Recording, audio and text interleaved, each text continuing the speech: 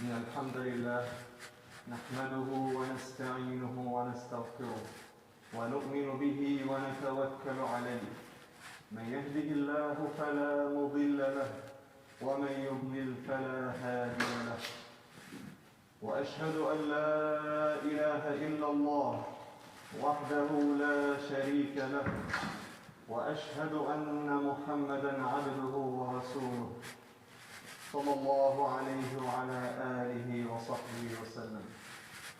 عباد الله، أوصيكم ونفسي أولاً بتقوى الله.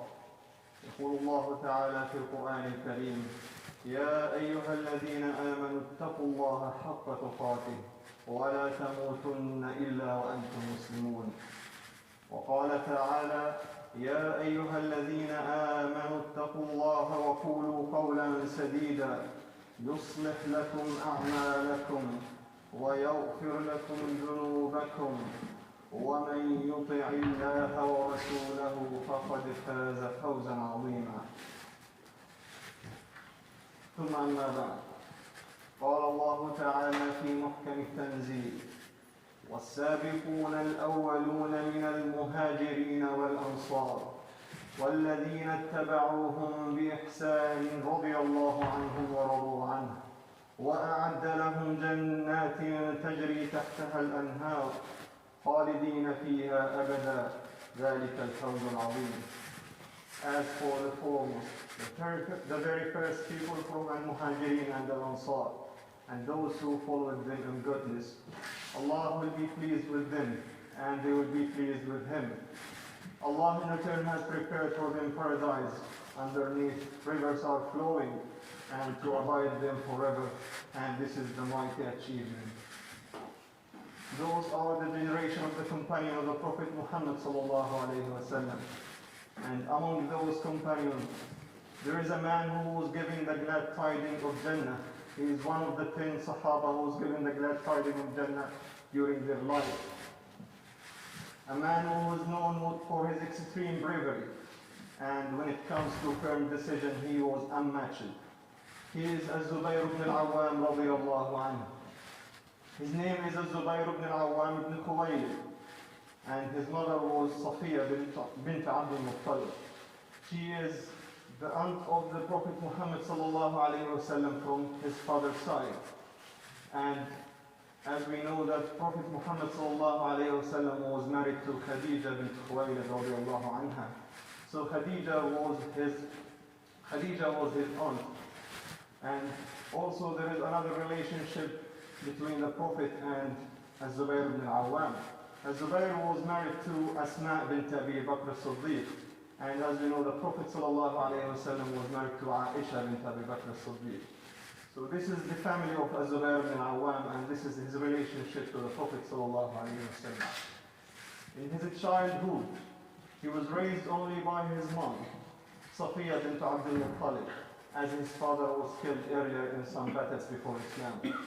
So she was so harsh on him, and she used to be very tough on him. And at the extent that his uncle asked her one day, "Why you are so harsh on him? Don't you love him?" She said, "I'm preparing him for battles. I'm preparing him to take out enemies and to be a wise man in the future." And when it comes to acceptance of Islam, Zubair ibn al-Awwam was the very first people who accepted Islam. It was said that he was the fourth or the fifth who accepted Islam at a very young age. He was at the age of 15 or 16. And when he accepted Islam, his uncle was the first one to torture him and to punish him. He used to wrap him in a straw mat, and he used to hang him upside down and burn the mat until he suffocates, asking him to revoke back from Islam and to do kufr. But Zubair ibn al-Awwam was so brave, and he stood still, and he said, "I would never accept kufr." And he followed the Prophet Muhammad sallallahu alayhi wa sallam.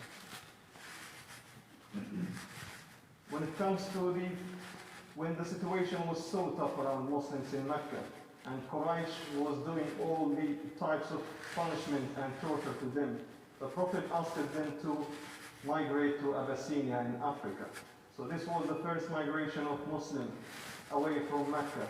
And Zubair ibn al-Awwam was among those people who left to Abyssinia, and he was the youngest among them. When they were at Abyssinia under the rule of Al-Najashi, who protected them and gave them shelter, there was another army who tried to take Al-Najashi and tried to take his rule out. So the Muslim was praying to Allah that Allah may grant victory to Al-Najashi, because he's the only one who's protecting them at these lands. So the army met Al-Najashi at another side of the Nile in Abyssinia, and Muslim was very worried and anxious and wanted to know some news about the battle. So they were thinking if someone crossed the Nile and gave them the news. At that time, Zubair ibn Alawwam radiallahu anhu has volunteered, and he gave him a bloated leather full of air, and he tightened this around his chest, and he was able to swim across the Nile and witness the Najashi and witness the army and know about the victory of his army.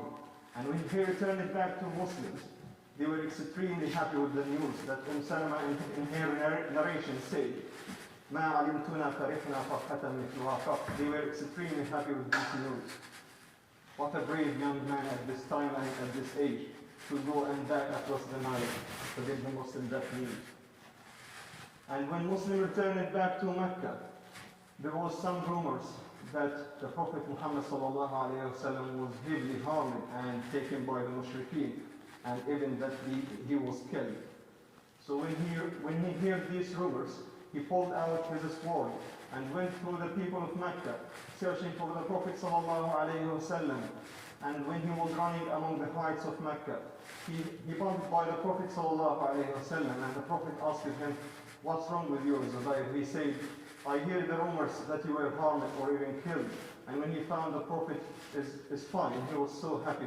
And the Prophet ﷺ praised him and gave him prayer for himself and for his sword. So he was the first one to fall sword for the sake of Allah and Islam. Then when it came to the time of migration of Muslims from Mecca to Medina, there was only 3 people in Mecca from the Muslims who announced their migration to Medina. As you know, the Muslims were trying to leave Mecca in groups in secrecy to avoid Quraysh punishment and follow them. So those 3 were Umar ibn Khattab radiallahu anhu, wa Hamza ibn Abd al-Muttalib, wa Zubair ibn al-Awwam radiallahu anhu. They prayed at the Kaaba and they did tawaf, and they announced loudly that I am leaving to Medina. Who wants to meet me? Show me what you can do. This is the bravery of Zubair ibn al-Awwam radiallahu anhu. And on the day of Badr, on the day of the Battle of Badr, and before that, when the Muslims went to Medina after Hijrah, they were given the first newborn after Hijrah. He was Abdullah ibn Zubair, the son of Asma and Zubair ibn Awam radiallahu anhum. And he was named Abdullah by the Prophet sallallahu alayhi wa sallam himself. And on the day of Badr, the Battle of Badr, the Muslim has only 2 horses. One of them was ridden by Zubair ibn Awam himself. And Allah has honored his bravery at that moment, and the Prophet ﷺ saw the angels descending at that moment, wearing the same yellow turban that Zubair ibn Awam was wearing, and he said, إِنَّ الْمَلَائِكَةَ تَنَزَّلَتْ عَلَى سِيمِ الزُّبَيْرِ. That he can see all the angels are wearing the same as Zubair ibn Awam radiallahu anhu. What a pride and what an honor for this young man. And on the day of Uhud, he has a non-stop bravery stories as well. He was able to tackle one of the mushrikeen who was taking down Muslims, and he was killing Muslims around the battle. So the Prophet asked Zubair ibn Awam to tackle this man, and he was able to take him down, and he was able to protect and defend Muslims and the Prophet sallallahu alaihi wasallam. And when it came to the day of Khandaq, the battle of Trench, there was at some moment the Prophet ﷺ wanted to know some intelligence and some news from the enemy himself. So he was looking for someone to go through the enemies and get him the news that he wanted. So he asked who can get me the news and who can get me the intelligence from them. So again Zubair ibn Awam was the one who volunteered, and he went and came back with the news to the Prophet ﷺ. And when he came back, the Prophet ﷺ said, إِنَّ لِكُلِّ نَبِيٍّ حَوَارِيٍّ وَحَوَارِيَ الزُّبَيْرِ. Means that Zubair ibn Awam is a disciple of the Prophet Muhammad sallallahu alayhi wa sallam. Means that he is a true helper and true a true man that can grant victory to the Prophet ﷺ in difficult situations.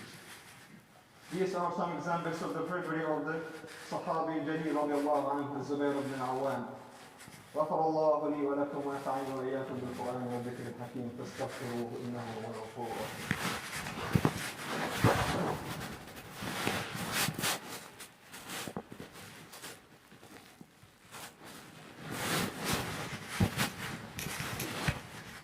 الحمد لله رب العالمين والصلاة والسلام على أشرف الأنبياء والمرسلين. قال تعالى: إن الله وملائكته يصلون على النبي يا أيها الذين آمنوا صلوا عليه وسلموا تسليما. Continue with the brief story of the Sahabi Jalil radiallahu anhu, Zubair ibn al-Awwam. He had a very important role in the conquer of Egypt. At the time of Umar ibn al-Khattab, when Amr ibn al-As asked for help, he sent to Umar ibn al-Khattab, asking him to send more army to help the Muslims to take out the fortress of Babylon. So he sent him, Umar ibn al-Khattab sent him 4,000 men. And on top of each 1,000, he sent one leader. He said each leader is equal to 1,000 himself. And one of those leaders was Zubair ibn al-Awwam radiallahu anhu. And again, Zubair ibn al-Awwam was a game changer in this battle. He was able to climb the fortress of Babylon, and he was able to take the hard walls of Babylon, and he started to say takbir, and the Muslims started to say takbir after him, and they were able to go into the fortress, which they settled around 7 months around it, couldn't get into it.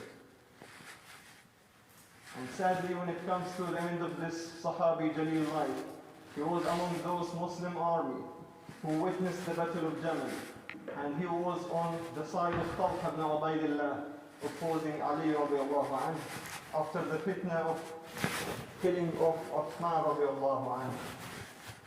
So at that time, he was among those Sahaba who was trying to negotiate to avoid fighting during this battle. So he went and negotiated with Ali radiallahu anhu. And when they met, Ali radiallahu anhu reminded him of the Prophet sallallahu alayhi wasallam hadith. Don't you remember, Zubair, when the Prophet sallallahu alayhi wasallam said, asked you, do you love Ali? And he said, why wouldn't I? And he said, you will oppose him one day, and you will be on the wrong side. So when he reminded him about this hadith, Zubair ibn al-Awwam withdrew from the battle and some of his force. And he said, I would never fight against Ali radiallahu anhu. And unfortunately, he was assassinated after he left back to Medina. And the man who killed him, he brought the sword back to Ali radiallahu anhu. And when he came with the sword of Zubair ibn al-Awwam, Ali ibn Abi Talib said, I don't want to see the face of this man. As the Prophet sallallahu alayhi wasallam said, Bashiru qatil ibn Safiyyata bin nar. The one who killed the Zubair ibn al-Awwam will be in Jahannam. This was the end of the great companion of the Prophet Muhammad sallallahu alayhi wasallam, one of those who was giving the glad tidings of Jannah, and one of those who defended Islam. Rahmatullahi ala hawari Rasulillah Zubair ibn al-Awwam. اللهم إني أسألك باسمك الأعظم الذي إذا دعيت به أجبت أن تجنبنا الفتن ما ظهر منها وما بطن. اللهم إنا نعوذ بك من الفتن ما ظهر منها وما بطن، ونعوذ بك من الجبن والبخل، ونعوذ بك من النفاق والشقاق وسوء الأخلاق. اللهم إنا نعوذ بك من غلبة الدين وقهر الرجال. ربنا آتنا في الدنيا حسنة وفي الآخرة حسنة وقنا عذاب النار. وأقم الصلاة. الله أكبر الله أكبر أشهد أن لا إله إلا الله أشهد أن محمدا رسول الله. الله أكبر الله أكبر لا إله إلا الله. الله أكبر.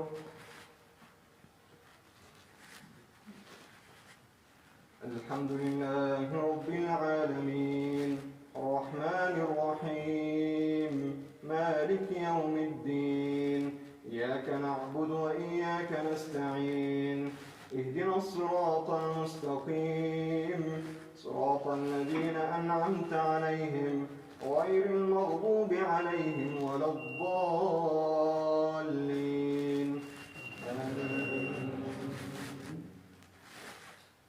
إذا زلزلت الأرض زلزالها وأخرجت الأرض أثقالها وقال الإنسان ما لها يومئذ تحدث أخبارها بأن ربك أوحى لها يومئذ يصدر الناس أشتاتا ليروا أعمالهم فمن يعمل مثقال ذرة خيرا يره ومن يعمل مثقال ذرة شرا يره. الله أكبر.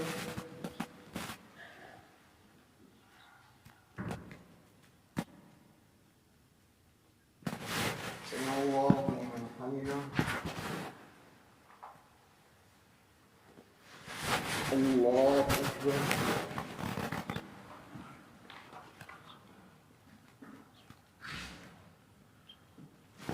الله أكبر. الله أكبر.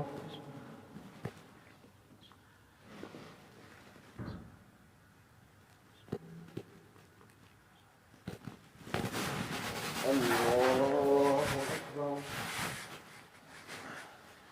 الحمد لله رب العالمين الرحمن الرحيم مالك يوم الدين إياك نعبد وإياك نستعين اهدنا الصراط المستقيم صراط الذين أنعمت عليهم غير المغضوب عليهم ولا الضالين.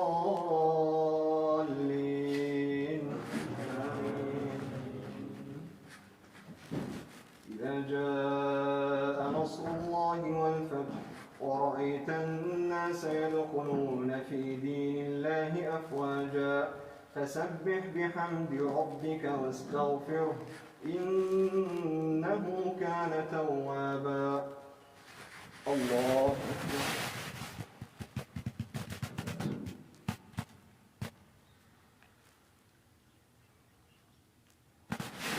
سمع الله لمن حمده. الله أكبر.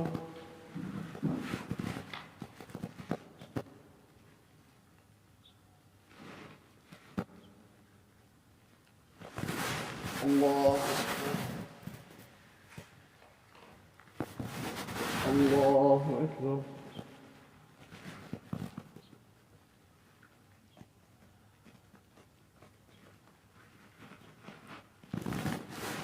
الله أكبر.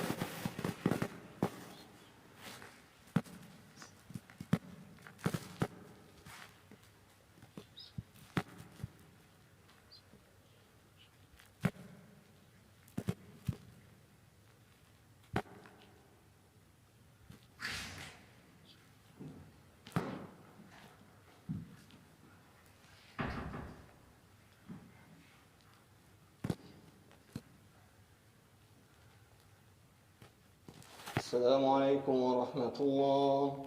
السلام عليكم ورحمة الله.